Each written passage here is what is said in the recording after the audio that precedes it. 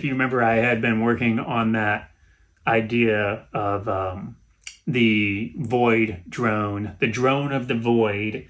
And I had taken all those sounds from everyday sleeping sounds, clock sounds, bathroom sounds, kitchen sounds, auto ambience, airport ambience, walking, all these sounds that we hear all day, every day. And I had performed with them, essentially. I just improvised with them, but tried to play them in musical ways. And then I ended up with like 32 channels. And I typically do recordings that are in the realm of about 4 to 8 channels, and more often it's 4. So when I saw what I had ended up with, 32 channels, it was a little bit overwhelming, and so I stepped away from it. And then yesterday, I wanted to work on the record some more, and I wanted to work on this piece that was using the live system here. But for some reason, my ES8 would not send voltages. It had been working the night before, but then it suddenly stopped working. It rendered this system, as I had been using it, it rendered it useless. It could no longer make sound. And it was frustrating. I really wanted to work on the record, but I couldn't get the system to work. That prompted me to tackle the void drum. I just got energized. I thought, well, I'm feeling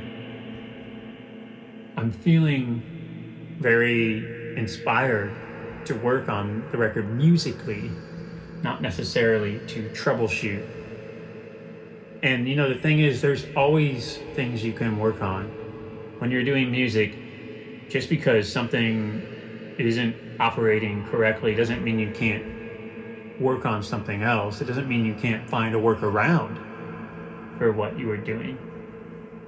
And in this case, I knew that I had a lot of work to do on the void drone. And so I opened up that Appleton session file again.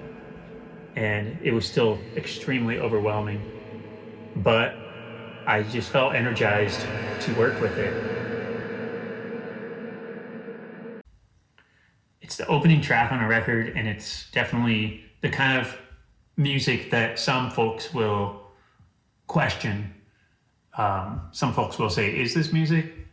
Which is fine, and I'm actually happy to include something like that on this record. I think it could be fun to challenge the listener a little bit, since the folks getting this record won't necessarily be fans of electronic music even, let alone fans of myself. That track, the Droid Vone, or the void drone, as it should be called, is going to be very highly contrasted with the track that follows it. A very musical and very pleasurable track, I believe. It almost has that narcotic effect that music can have, almost in the realm of muzak, except it's not, but it is almost there.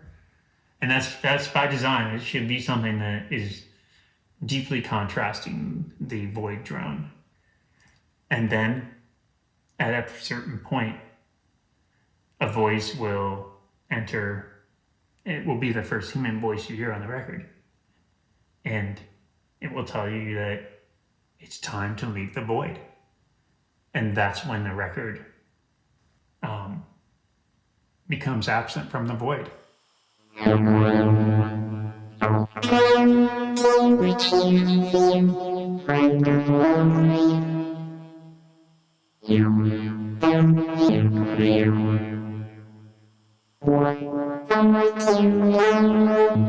So I had hit this wall, this block in the process, and I didn't think I was going to be able to finish the record because I was so unhappy with side B. Side A had come so naturally, but side B was a struggle. But I guess that makes sense because side A was the void. Side A was every day. Side A was waking up, walking the dog, making breakfast, driving to work. It was all the things that we do all the time, and it's easy to channel that energy because you're doing it every day. Side B, at that point, you're supposed to have absented the void. It's those moments, really special moments that are not every day. It's those creative moments when you're in the flow, when you're doing something that you didn't think you'd be able to do. And so I was trying to capture that energy. And I captured a little bit of it, but then it eluded me. And I kept digging deeper and deeper, trying to think about what makes me feel that I've absented the void. But I couldn't create music that felt like that. And eventually I realized that what I needed to do was to make a piece of music that represented that struggle of breaking through that block. And instead of trying to just only channel this positive energy of feeling inspiration and flow, I needed to capture something that I think everybody feels, which is the struggle of when you want to feel those things, but you cannot. And with that, I was able to break through that wall, that block, by just recognizing that that was how I was feeling and trying to channel that energy. I don't even think about it. I don't think about the past at all. I don't think about the past at all. I don't think about the past at all. And I was talking with my friend Brett Naki about how a lot of times records end on these sort of disintegrating notes. They sort of fall apart. Maybe it's because musicians tend to front load records, put their favorite, most exciting pieces at the front and kind of put the stranger or maybe less formed pieces towards the end, or maybe they just want to end it on a downward turning note, you know, kind of fall into the finish of a record instead of rising out of it. And so Brett and I have been talking about how we really appreciate when a record kind of soars out of the ending, sort of rises upward and onward towards the end, and it kind of gives the listener this idea that the record could go on into infinity, or maybe it just gives them the energy to go on into life and sort of take that ending energy with them into their day. And so this last piece, that definitely, for me at least, has that feeling.